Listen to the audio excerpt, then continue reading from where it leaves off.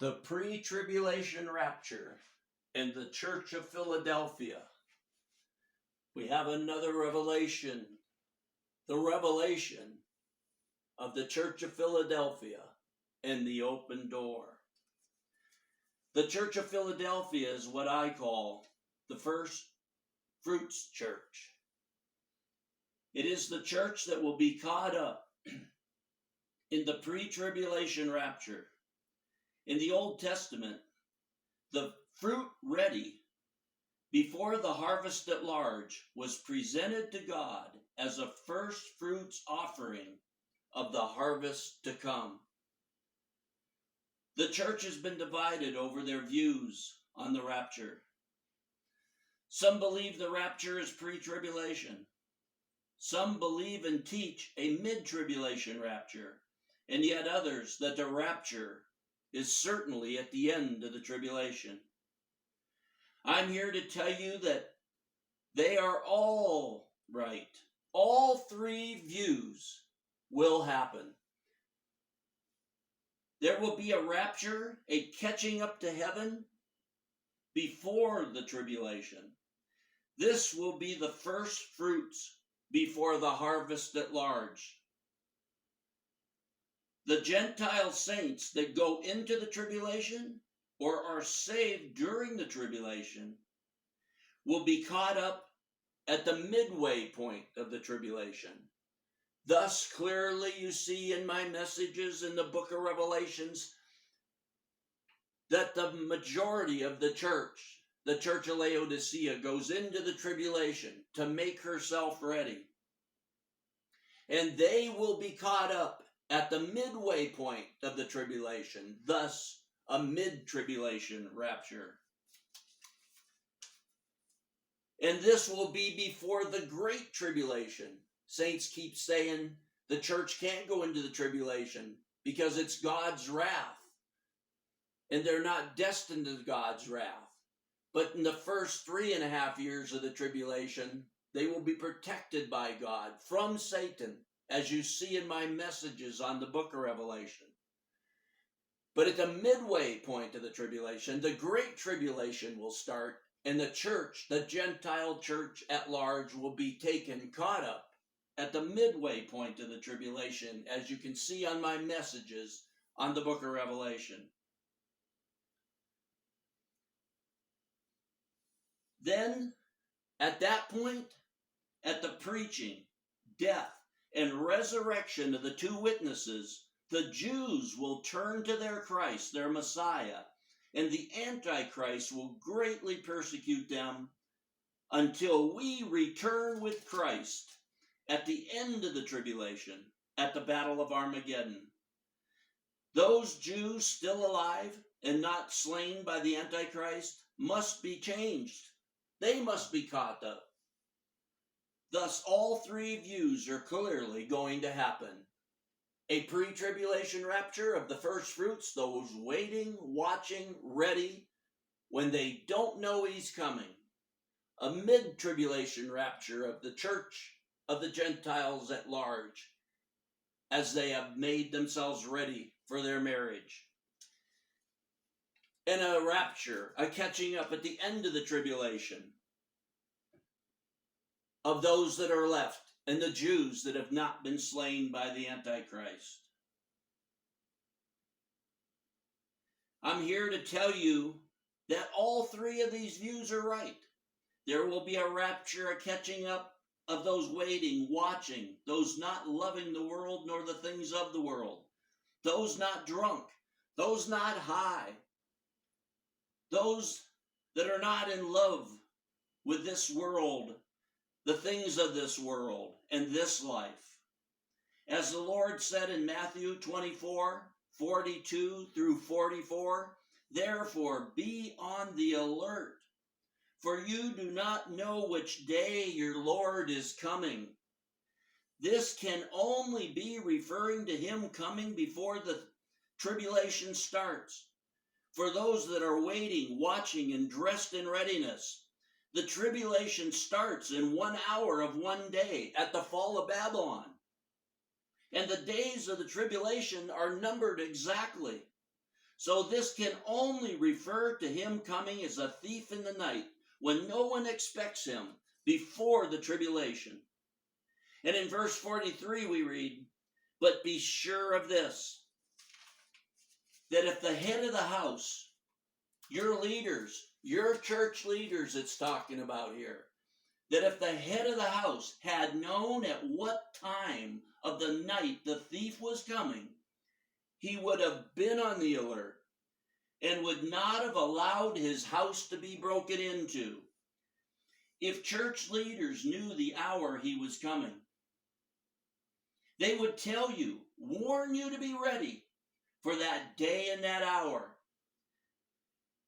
And they wouldn't allow their house to be broken into. They would warn you, it's coming at 3 o'clock this afternoon. Everybody would be at the church praying and ready and waiting.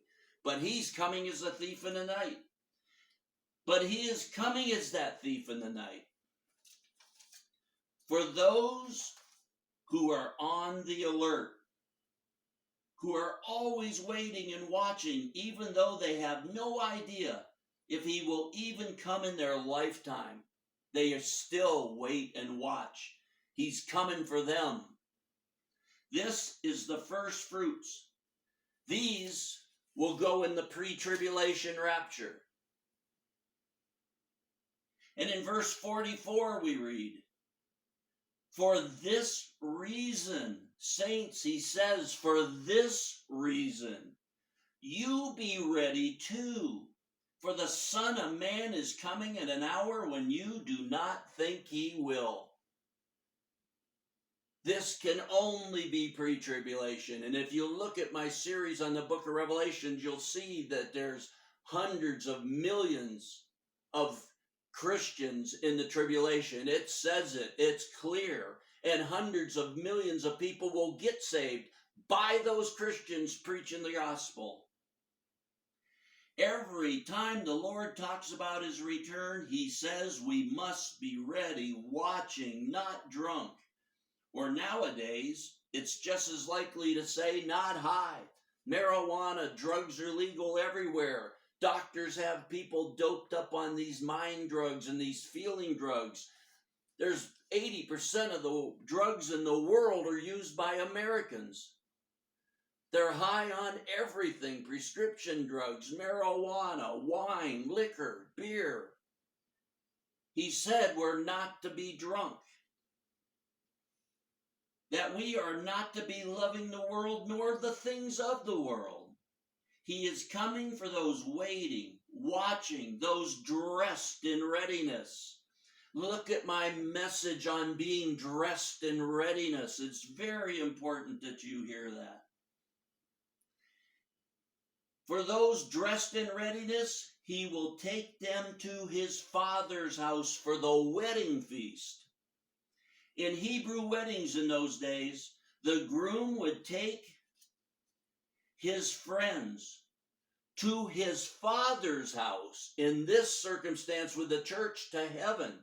The groom takes his friends to heaven before the wedding, before the marriage supper. Saints, it's been right there all the time. They are the same. The wedding supper and the marriage supper are not the same thing. Look it up. And they never have been. The groom took his friends to his Father's house for a wedding feast, which was before the actual wedding, which was a supper. The marriage supper. This will be the marriage supper of the Lamb. But before it, he took his friends to his Father's house. That's the pre-tribulation rapture. In the Old Testament, as the harvest of large was nearing, the fruits that were ready early, before the harvest at large, were brought before God as a first fruits offering. We grow a lot of our own vegetables. And if you grow some of your own food, you know suddenly there's some fruit that is ripe and ready to be picked, while at the Harvest at large is not even close. This is what was presented to God as the harvest was nearing. The first fruits, the ones that were ready, in our case, those that are waiting, watching, dressed in readiness, they were taken and presented to God as a first fruits offering. This you see in him taking his friends to heaven, to God, to his Father's house for a wedding feast before the marriage supper, because the bride has to make herself ready. In the message to the church of Philadelphia, you see the Lord's message to those ready and waiting for his return. Those who will be caught up in the pre-tribulation rapture. He has nothing bad to say about the church of Philadelphia.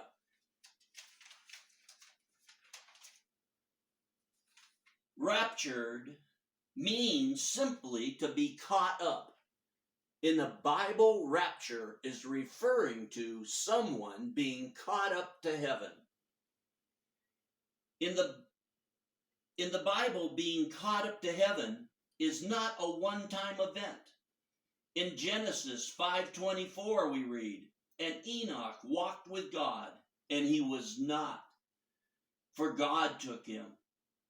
In 2 Kings 2:11 we read, "And Elijah went up by a whirlwind to heaven." Enoch was caught up, raptured. Elijah was. The Lord was. Paul was. John was in the book of Revelation. Being raptured is not and never has been in the Bible a one-time event. You're being misled on that. The Lord said to the church at Philadelphia in Revelations chapter 3, verse 7, that he had the keys of David, and that he is one who opens and no one shuts, and who shuts and no one opens. In Matthew, and referring to the end time, he says in Matthew 24:37, "For the coming of the Son of Man will be just like the days of Noah." And in verse 39, "And they did not understand until the flood came and took them all away." If you read the story of Noah in Genesis, you will see that Noah entered the ark and that God shut the door. Once the flood came, no one else was allowed in. The door was shut by God. You also read in the parable of the 10 virgins in Matthew 25:10 and 11 that the door was shut.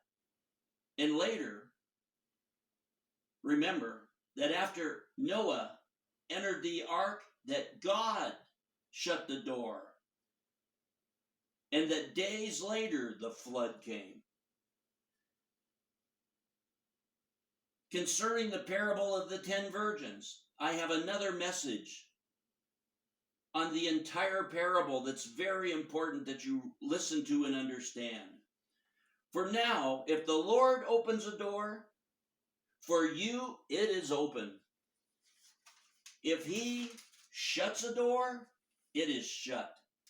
And he said to be awake, ready, alert, because once the door is shut, it is shut. He said to the church of Philadelphia in verse 8, "Behold, I have put before you an open door." It's the door to the wedding feast, saints. The groom would take his friends to his father's house, and the door would be shut, and no other people, friends, neighbors were allowed in. Once that wedding feast started, the groom, his friends, and the groom's father waited, concealed in that room, until the bride made herself ready. Do you see that in the end times? The pre-tribulation rapture, and then the bride as a whole that's not ready, making herself ready? The door was open. And once it's shut, no one opens it. And only to this church, the Church of Philadelphia, does he make this statement, saints. I will write upon him the name of my God. And at the end of this verse, and I will write upon him my new name. He says to the Church of Philadelphia, I will write upon them the name of my God and my new name. The message to Philadelphia is the message to those who will be caught up before the tribulation. Because in verse 10 he says, because you have kept the word of my perseverance, I also will keep you from the hour of testing, that hour which is about to come upon the whole world to test those who dwell upon the earth. He will keep them from the tribulation, it's saying, because they have a little power, he said, because they don't deny his name. He has this open door, and he says to them, I'm going to keep you from that hour of testing. I'm going to keep you from the tribulation. He doesn't say that to any other church. And you might think, oh, well, this is at the end. No, the last church is the church of Laodicea, and he has not one good thing to say about them. The last church, the church of Laodicea, he has nothing good to say about them at all. He says in Revelations 3:16 to them that he will spit them out of his mouth. It means to vomit. Does that sound like all the church being raptured before the tribulation? No. I will vomit you out of my mouth. Why would he say that to Laodicea, the last church? Because they're not ready. Philadelphia was ready and waiting. He took them. The ones that are left are not ready, not dressed for the wedding. He says, I'll vomit you out of my mouth. That's not rapture. Those waiting, watching, ready will have that door opened by the Lord, as seen in Philadelphia. Those left, Laodicea, will go into the first 3.5 years of the tribulation as they prepare themselves for their wedding. And you see in Revelations 19:7, read Revelations 19:7, deep into the tribulation, near the end of the tribulation. What does it say?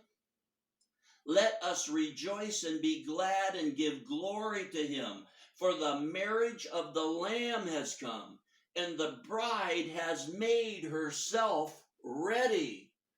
Saints, pray that God will open your eyes, open your ears, open your mind. It's laying right there.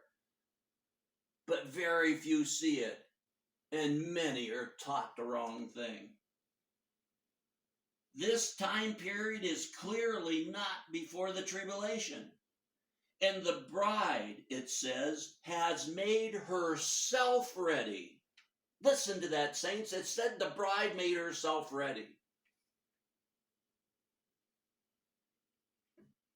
There will be a pre-tribulation rapture as seen in the Church of Philadelphia. But for those not ready, the door will be shut as the groom takes his friends to his father's house for a wedding feast, as the bride makes herself ready for the marriage supper.